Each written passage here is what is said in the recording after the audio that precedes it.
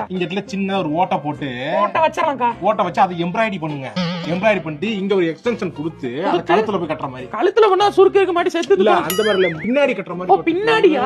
அப்புறம் வந்து மணி இங்க வந்து இது ஒரு மணி வைங்க. மணியா? ஆமா. அப்புறம் இங்க புஃப்னு ஒன்னு இருக்கும்ல, சரவண மீனாட்சி ஸ்டைல்ல ஆமா இருக்கும். ஆமா. அந்த மாதிரி சாக்லேட் வச்சுருங்க. பஃப் வச்சு கொடுங்க. சரி. எல்லாம் வச்சு எனக்கு 200 ரூபாய்க்கு பண்ணி கொடுங்க. சரிக்கா. 1500 ரூபாய் ஆகும். 1500 ரூபாயா? ஆமாக்கா. ஏன்னா 1500 கேக்குறீங்க? சிம்பிள்னா 200 ரூபாய்க்கு பண்ணி கொடுக்கலாம். நீங்க ஓட்ட போடணும், ரவுண்டு போடணும், போர் போடணும், தண்ணி வர வைக்கணும்ங்கறீங்க. இந்த பக்கத்து மணி தொங்கணும், கீழ உபயம் போர்டு வைக்கணும், கண்ணாடி போடணும்ங்கறீங்க. அந்த பக்கத்து என்னன்னா பப்ஸ் வைக்கணும், வெஜ் ரோல் வைக்கணும்ங்கறீங்க. அப்ப இதெல்லாம் பண்ணா காசு ஆகும்லக்கா.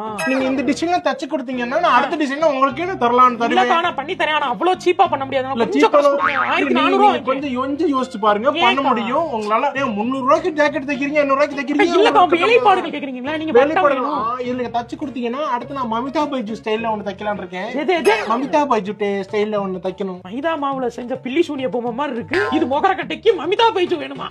இல்லங்க, அது ஏன் அந்த மாதிரி அவங்கள மாதிரி ஏன் தைக்கணும் முடியும்? இல்ல, என் வீட்டுக்காரர் தான் சொன்னாரு நீ மமிதா பைஜு மாதிரி இருக்க. அப்படியா? ஆமா. என்ன வண்டி வச்சிருக்காரு அவரு? அவரு என்ன பைக் தான் போயிட்டு இருக்காரு. இந்த தெருவுல தான் போவாரா? ஆமா, போவாரு. சரி சரி.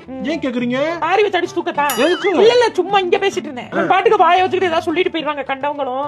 நாங்கெல்லாம் படாத பாடு பட வேண்டியதா இருக்கு. அந்த மமிதா பைஜு ஸ்டைல்ல ருக்மணி வசந்த் இருக்காங்கல்ல, மேடம் நீங்க போயிருங்க. ஆமா, அந்த ருக்மணி வசந்த் இருக்காங்களா, அவங்க அப்படியே ஆட்டத்தாலே ஆட்டுவாங்க. அந்த மாதிரி நான் ஆட்டாலும் நல்லா இருக்கும்னு எங்க வீட்டுக்காரர் சொன்னாரு. சரி ஆட்டி பார்க்கலாம்னு நினைக்கிறேன். நீங்க போயிட்டு வாங்க மேடம், போயிட்டு வாங்க. போங்க. அப்புறம் கையாடு லோகர் இருக்காங்களா,